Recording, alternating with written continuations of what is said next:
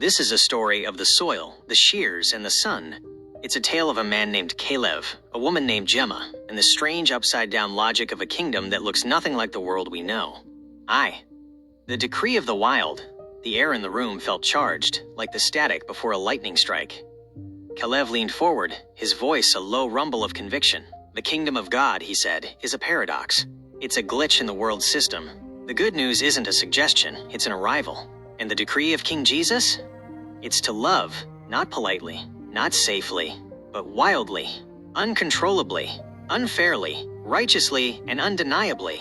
Gemma watched him, her eyes bright. She caught the word that usually makes people flinch.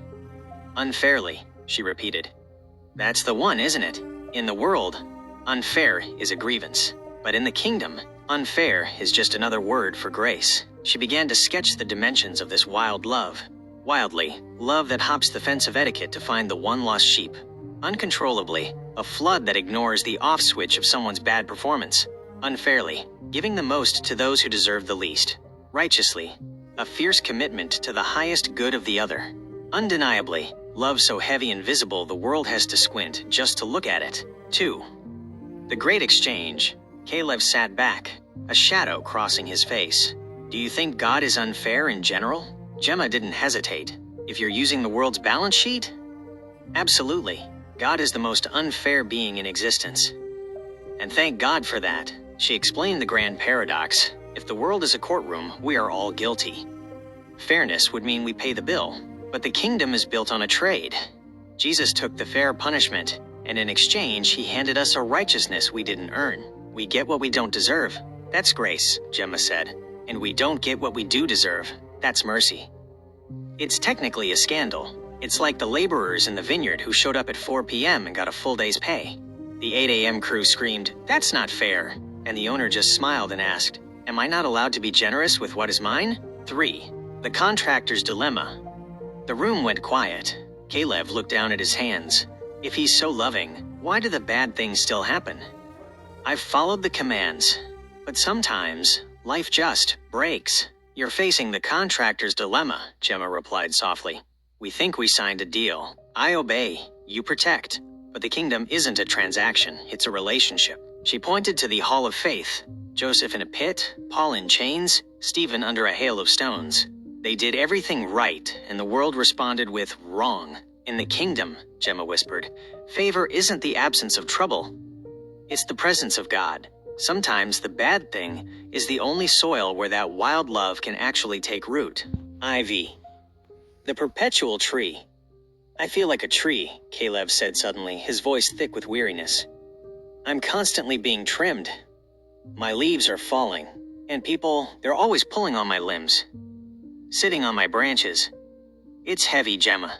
I'm a tree that never gets a break from the shears. Gemma nodded, acknowledging the weight of his perpetual pruning. It's exhausting to be a kingdom tree, she said. But remember, a gardener only prunes what is alive and bearing fruit. If the shears are out, it's because you have a capacity for growth that's bigger than you know. He isn't making you smaller, he's making your fruit higher quality. She offered him 3 final thoughts for the weary. 1. The load-bearing limit, the gardener knows exactly how much you can take. He isn't trying to kill the tree, he's strengthening the trunk. 2. The shade boundary. Even Jesus walked away from the crowds to be alone. You can't provide shade if you're uprooted. It's okay to shake the leaves and find some quiet soil. 3. The afterward. We live in the during. God lives in the afterward. The fruit is coming, even if all you see right now is the blade. The appearance of the shears. The sky over Caleb's neighborhood was the color of a bruised plum. It was Tuesday, the day he usually spent volunteering, but today the system of the world had decided to collect its tax. Earlier that morning, a clerical error at his job meant his last 3 paychecks were being clawed back immediately. Then, on the drive home, his radiator hissed its final breath, leaving him stranded on the shoulder of a busy highway. He sat on the guardrail, watching cars spray rainwater into the air.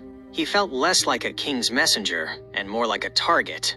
As he waited for a tow truck, a man pulled over. It was Silas, a neighbor known for being abrasive and cynical. Rough day for a good guy, isn't it? Silas smirked. I saw you at the center last week, giving away groceries. Now here you are, broken down. Doesn't seem very fair, does it? Caleb felt the sting.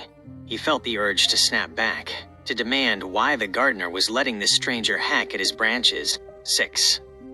The shift in the soil. Then, Gemma's voice echoed. The kingdom defines favor as the presence of God, not the absence of trouble. Kalev took a breath. He looked at Silas, not as a critic, but as a sitter.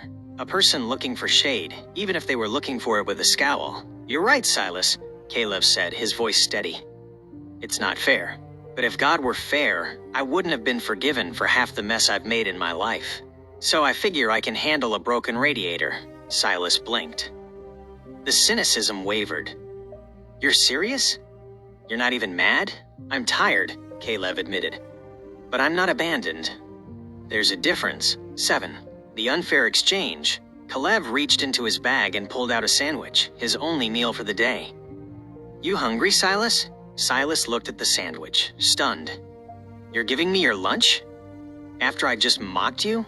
That's the decree, Kalev said with a small smile. Unfair love. You don't deserve it, and I'm too tired to keep a balance sheet.